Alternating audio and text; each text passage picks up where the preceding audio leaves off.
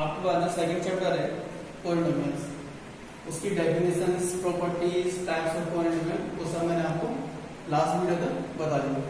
अब है आपके पास एक्सरसाइज 2.1, एक्सरसाइज आपके पास 2.1 है और एक्सरसाइज 2.1 में जो फर्स्ट क्वेश्चन है वो कुछ स्टेप्स है कि which of the following expression are polynomials in one variables and which are not, state reason for your answer।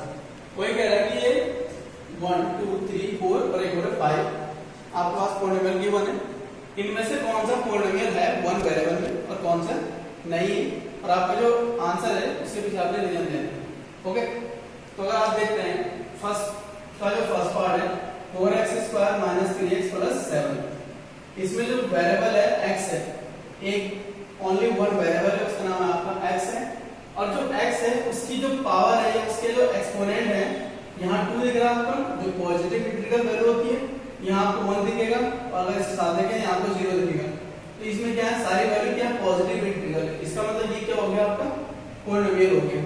Second one है, यहाँ वेरिएबल हो गया आपके पास y, और y की जो एक्सपोनेंट है या उसकी पावर हो कितनी हो गया आपके पास 2 हो गया, तो ये भी आपके पास क्या हो जाएगा पॉलिनोमियल हो जाएगा। तो यहाँ हो जाएगा क्लियरली इस सॉल्यूशन में first and second are polynomials in one variable।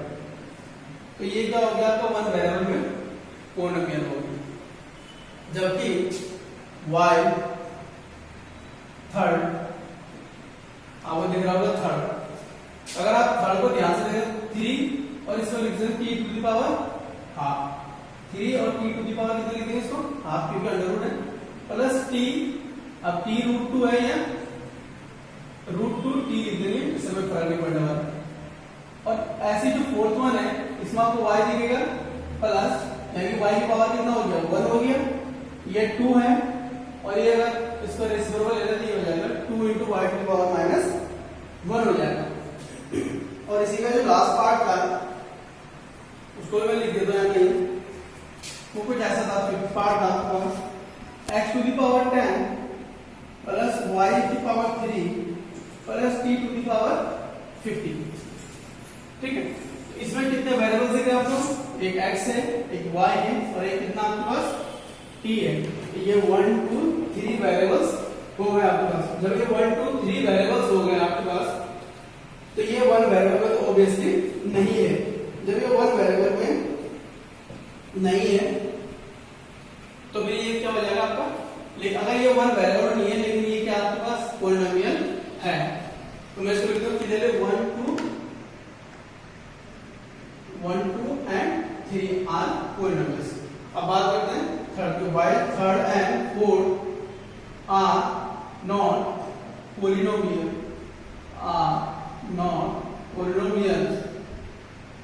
because the exponent of the variable is not positive integral value।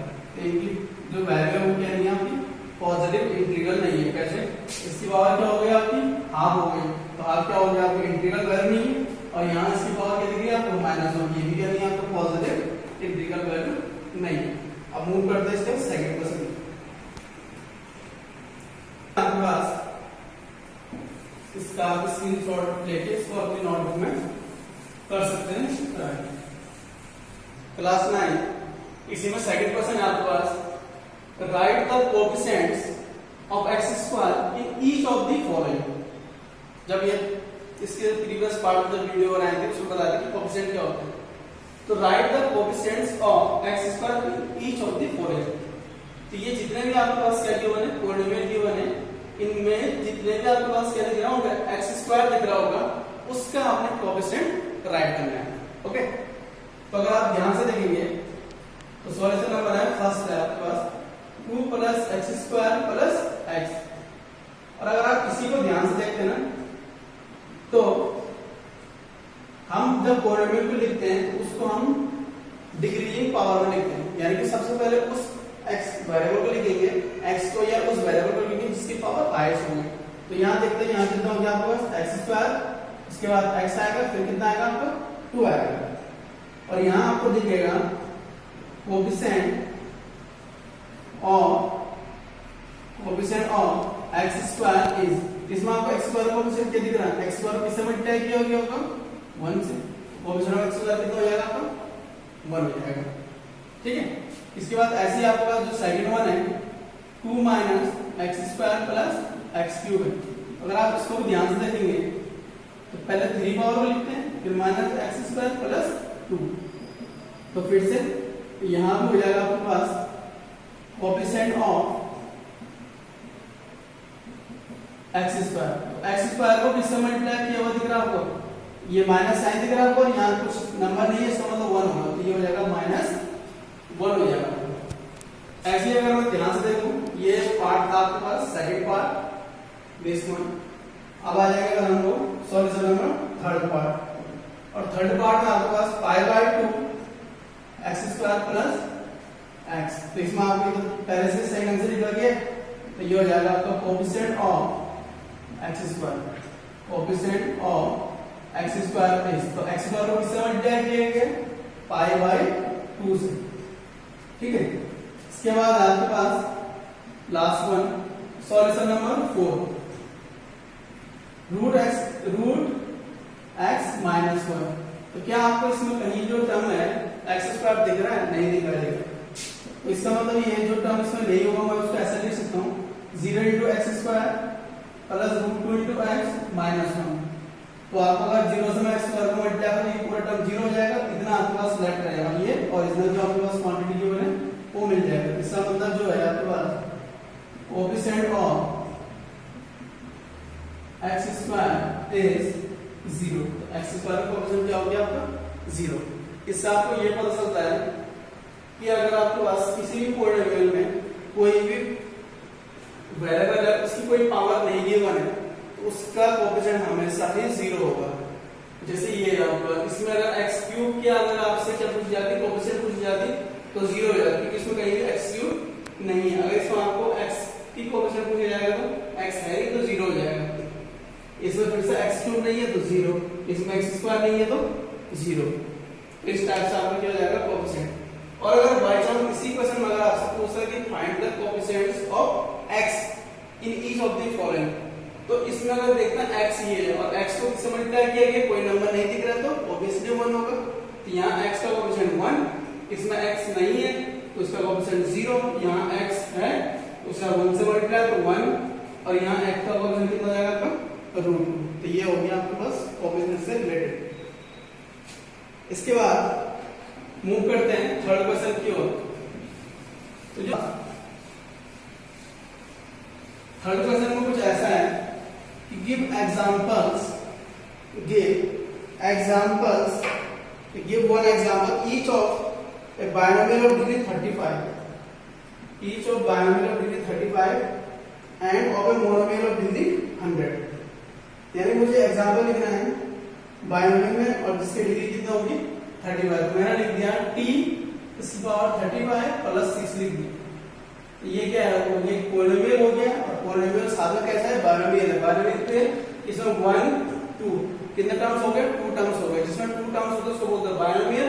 और अगर आपसे कोई पूछे इसकी डिग्री कितनी है, इसकी डिग्री कितनी होगी 35। डिग्री क्या होती है किसी भी पॉलिनोमियल में उसके वेरिएबल की हाईएस्ट पावर को क्या बोलते हैं, उसकी डिग्री बोलेंगे।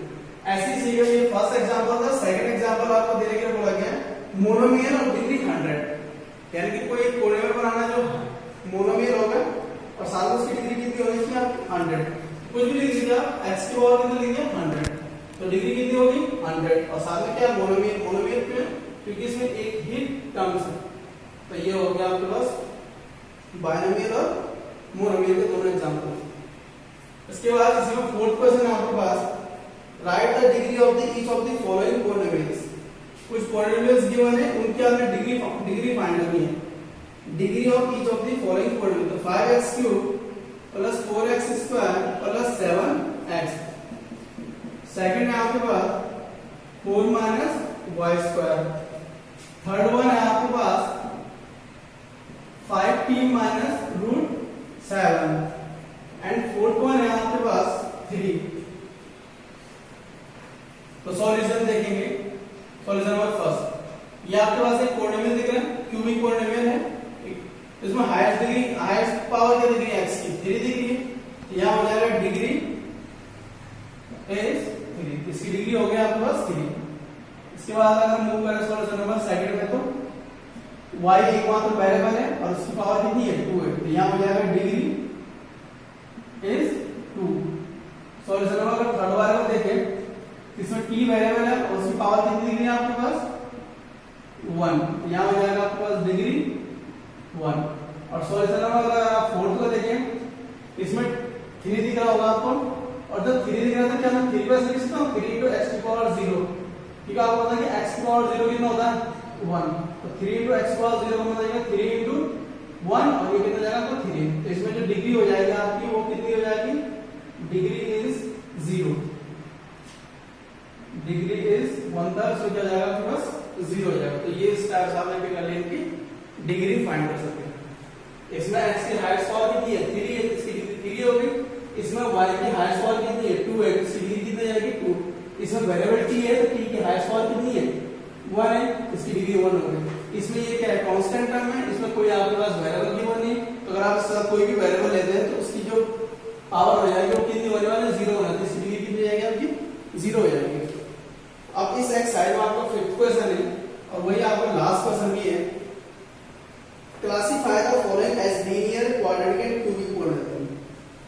फर्स्ट पार्ट है इसमें x² प्लस x, सेकंड है इसमें x माइनस x³, थर्ड है इसमें y plus y² plus 4, fourth है इसमें 1 प्लस x, फिफ्थ है इसमें 3t, 6 जो है इसमें वो है r², और जो 7th है वो है आपके पास 7x³।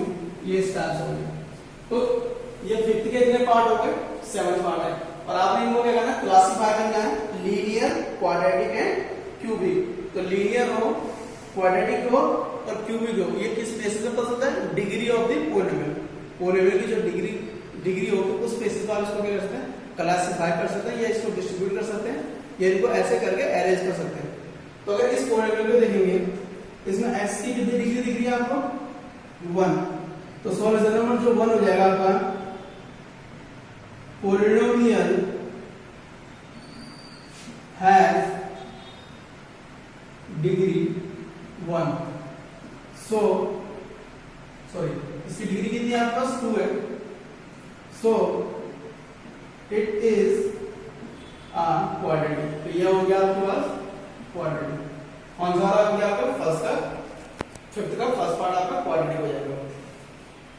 ऐसे अगर आप ध्यान से देखेंगे solution number second, x minus x³, तो डिग्री कितनी दिख रही है आपको इसमें, degree is 3, so it is cubic. ये हो गया आपका क्यूबिक हो गया। इसके बाद सॉल्यूशन नंबर हम चलते हैं थर्ड की ओर, और we will move towards the third one, y plus y² plus 4. Clearly degree is 2, so it is a quadratic। तो जिसकी डिग्री 2 होती है वो क्या होता है आपके पास, क्वाड्रेटिक हो जाएगा। ऐसे ही अगर आप मूव करें सॉल्यूशन नंबर 4th की ओर, 4th है आपको 1 प्लस x की पावर कितनी है इसमें, 1 है, तो डिग्री इज 1, इसमें डिग्री 1 हो गई, so it is a linear. तो जिसकी डिग्री 1 होती है वो कैसा पॉलिनोमियल होता है आपका, लीनियर हो जाएगा।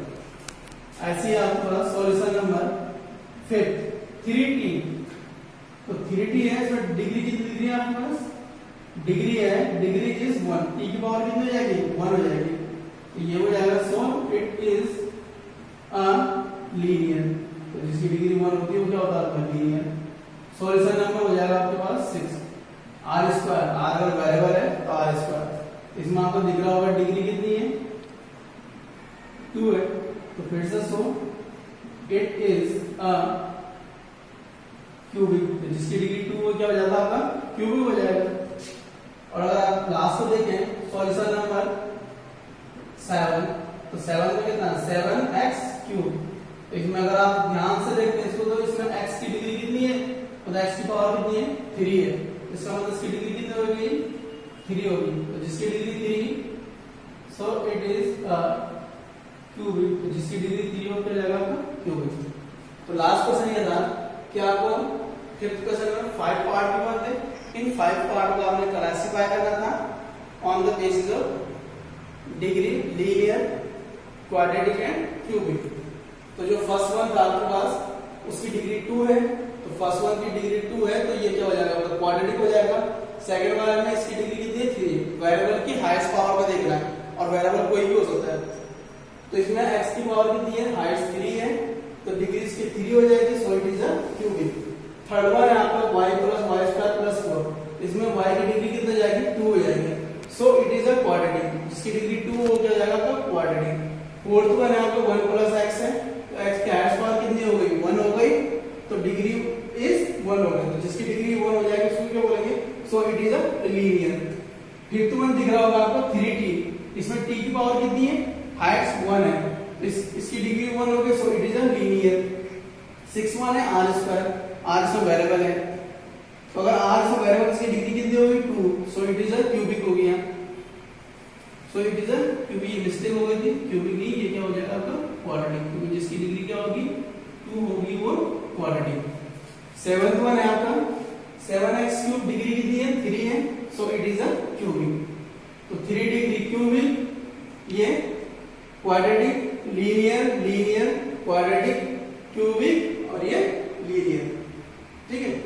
तो 1 2 इसमें क्या हो गया क्यूबिक हो गए, और 1 2 इसमें 3 इसमें क्या हो गया क्वाड्रेटिक, और 2 इसमें क्या हो गया लीनियर। Thank you class 9।